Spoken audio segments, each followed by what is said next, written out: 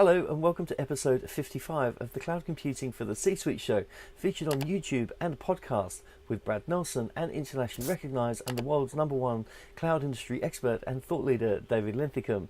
This show is sponsored by Nelson Hilliard, cloud computing recruitment specialists placing great people in cloud, IoT, fintech and AI.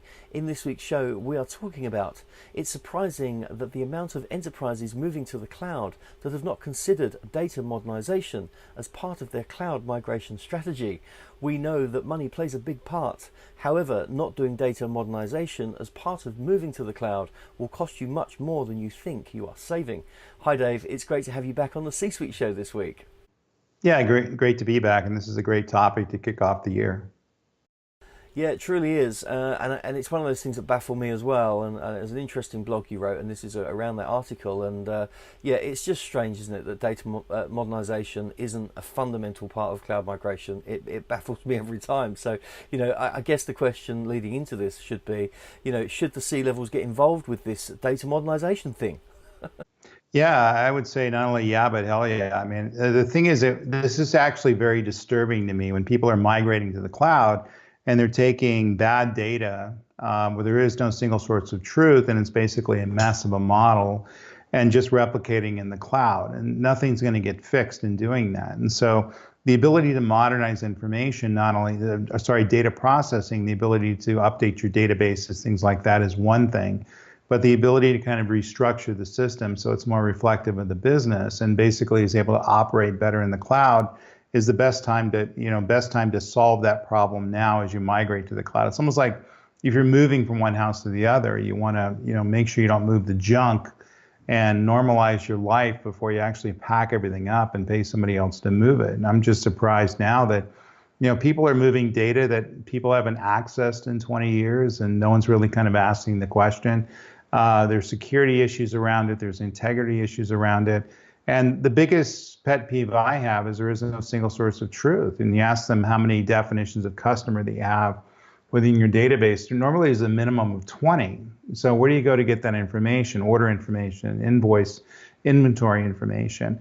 And without that sort of data integrity, data stability, data modernization that goes along with the cloud migration, I think they're actually making things worse, because they're able to pay less and move faster on their platform, but they're doing so with bad data and with bad structures. And I just think it's going to come down like a house of cards on them pretty soon.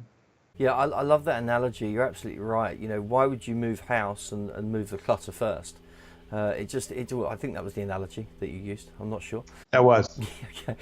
It just doesn't make any sense, does it? You'd think if you're going to put some strategy for a data migration or of any sort to the cloud, the first thing you want to do is scrape the data and make sure it's data that is conducive for the return on investment of the business, or at least for the data which comes at a cost, as you pointed out. And if you're bringing data that's so out of date and has no relative use to the business, what's the point? It's just going to cost you more money in the long term than it would if you invested in getting that data cleansed from the offset, right?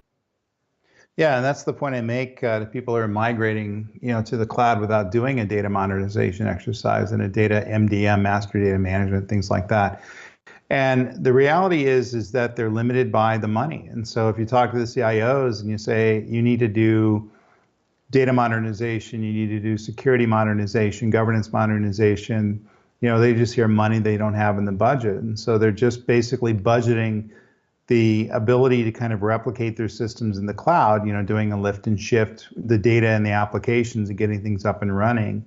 And I think at the end of the day, they may not be solving their issues. And they, typically have been told different things by the cloud providers. The cloud providers are obviously anxious for them to get up and using their platform. And I think the cloud providers really need to push these guys, as well as the consultants and people who are leading thought in the cloud space, that this is absolutely an imperative to you being successful in the cloud. If you replicate the same problems you have on premise and you're just paying less for the platform, you're really not going to solve your core issues. And I understand there's complexity and there's risk in terms of making changes to these things, but there's a lot more risk in you not making the changes. And I think people are going to fall by the wayside, not get the ROI that they need back from the cloud, And I think in 3 or 4 years, we're going to get a lot of readouts and surveys that come back and they say, well, we really didn't gain anything from the cloud, but that's really their fault. They haven't really looked at how they're going to change their data infrastructure, security, governance, and the list goes on of things they need to change to make it better and more adaptable for the way in which they do business. And it doesn't really cost that much. They just are a little scared of it because it's huge amounts of changes. You can break applications if you make changes to the data, things like that. But the alternative sucks. Certainly does suck. I mean, let's look at it like this. At what point do you think a C-level should be involved in this? Who should that be? And what should that discussion be with the organisation to implement some form of data monetization strategy or some sort of management strategy, at least about cleansing data? Yeah, I'd recommend the CEO gets involved or the COO if they can delegate to that person. And I think that it would be a committee on the board of directors to assess how the data modernization is occurring as people move into the cloud. And then appoint somebody within the company, whether it's a CIO or not, maybe it's working around the CIO to ensure that these things are done based on the best practices in the industry. And the reason is because the data becomes kind of the most important aspect to a company, their information, their ability to kind of do their business and store information about customers and inventory control and everything. It is their business. And so it's probably the most important asset that they own. So therefore, the board of directors should be directly responsible for it because they're beholden to the investors. And they're basically, trying to protect the investment and trying to return shareholder equity and all those sorts of things.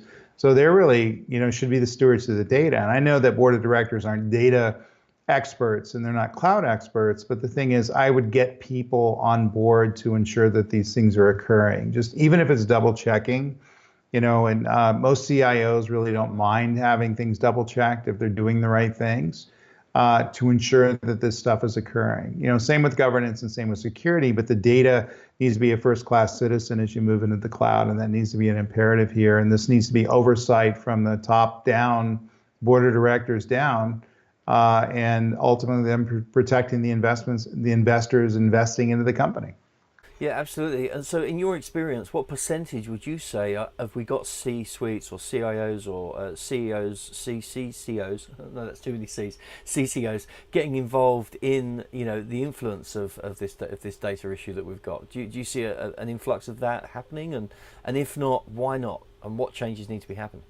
It's less than 10%. I mean, it Wow. really is. And I think why not is because, they're CEOs and they view that as a delegated responsibility. That's, what typically 1.5% of the total revenue budget. And they have a CIO who's responsible for that. So they hold he or she, accountable for making sure that you change the data as it moves into the cloud and you're modernizing on those sorts of things. And they're trusting them to make the moves. However, the CIOs may find that they just don't have the money and the budgets and not asking the right questions in the board of directors meeting. Were I CIO and I was moving into the cloud, the ability to move some applications to a cloud native feature, repurpose, change databases, change database models, change security models, all those sorts of things that cost a tremendous amount of money.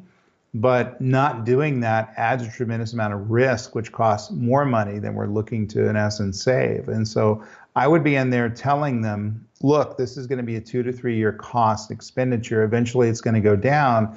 But if we don't spend this money, we don't make this effort, this isn't going to work. This isn't something we should do, versus just trying to trudge along and, kind of hopefully everything goes as well as it can. And I think eventually that's going to catch up with them. And I think that, the CIOs out there are kind of whistling past the graveyards and the CEOs aren't asking the question. So I would go to the board of directors, go to the CEOs and say, listen, look, you're responsible for the investors' equity within the company, and therefore you need to understand how the data is being managed, and therefore you need to audit what's going on and make sure we're living up to the best practices. It's not happening, though. I mean, that to answer your question in a very long-winded way. No, it's a great answer and very scary that it's not happening because I'm sure, I'm quite sure, if the board of directors actually saw a risk assessment based on the negligence of managing data correctly in a migration to cloud, I'm not sure that they'd want to continue investing. Would you think that correct? Yeah, I think we're going to see some lawsuits from investors, very much like accounting errors and things like that. Things weren't done in a professional and operational manner where they're, losing business because they made mistakes in terms of the data modernization stuff. The models didn't reflect it. Things got worse and worse and worse.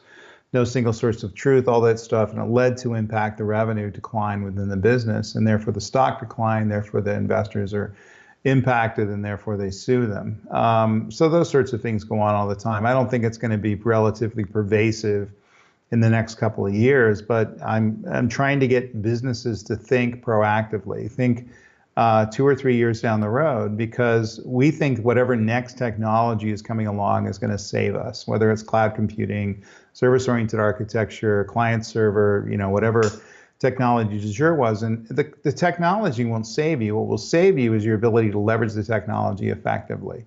And I think we're just kind of missing that point. And now the cloud computing is at a full crank. Everybody's moving things to the cloud. We have, 20 to 30%, data migrated and applications migrated. And I don't see that fire in the belly to really kind of make those changes, really kind of understand what the best practices are in data management, things like that. And I think it's going to bite people in the butt. And it's just a matter of time. So you heard it here first. Yeah, absolutely. I think, like you say, everyone's embracing cloud, moving to the cloud at great knots, a huge speed, and there becomes complacent. There's always complacency with that kind of movement. So no, I think we've really hit on something today, which is great. So it's a great show and a great blog as well. So look, it moves us on nicely to your top 3 tips around this, Dave. If we haven't already covered them in one form or another, but it'd be great to hear your summarized top 3 tips. Yeah, number one, you need a single source of truth, whether you're in the cloud or not. And so one of the things that drives me nuts is I always say, how many copies of customer information do you have? Like I said, it's 20 or more. Inventory information, 20 or more. Order information, 20 or more. Because we have a tendency to kind of build applications and databases with kind of a net new look without linking to existing data, basically trying to replicate information. That led to a data integrations problem. That led to a security problem. But the largest thing is it led to a data integrity problem. We just have no confidence in the information that comes out of many of our corporate systems because it's redundant, it's not managed well. We don't have an understanding of the metadata and how that's managed well. We really need to kind of get that under control before we move into the cloud. And I don't think it should take 5 years to do it, but it should have an initial plan and how in a 6-month, year period of time, we're going to go ahead and fix the data as we migrate to the cloud. You need to have an MDM system in place, which is master data management, to the point of a single source of truth. So in other words, we can leverage information from any database. It's an active system. So for updating the databases, it's automatically updated in terms of the entity relationships, data attributes, data relationships, things like that.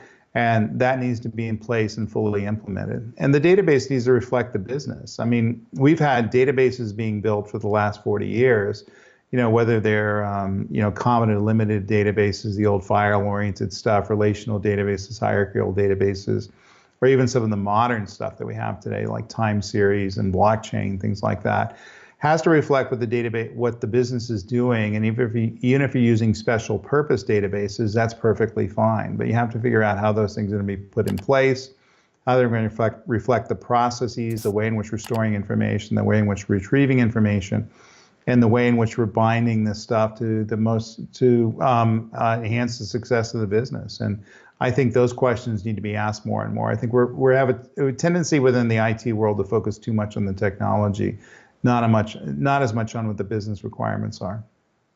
Yeah, you're absolutely right. Great top 3 tips there, by the way. And there is that fine balance. Business requirements and IT have really got to be on par, haven't they, with the sort of the business plan overall, where the destination looks for the shareholders and that return. So look, Dave, thank you so much for being part of the C-Suite show this week, 2019, a new year, although this will probably be a bit delayed when it does finally get published, but all good, we don't mind that.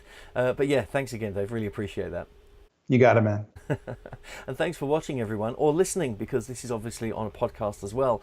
Look, we really appreciate everything and all the support we get on social media. So you can get David on Twitter, which is @David Linthicum. I'm on Nelson. I'm on Twitter as well, Nelson_Hilliard. The links will be below in the description box, along with all the other links, because we've got some great blogs as well. Remember to like and subscribe to the channel, because we need the support. We love the support. What we're doing for the cloud tech community. We get some great feedback on these shows, so really pleased about that, and we continue to do them on a weekly basis. So yeah, please check them out. We're on Facebook, LinkedIn, so you get David on LinkedIn as well, and we're on Instagram, so come and check out and be a part of what we're all about. It's really cool. And yeah, take care until next week.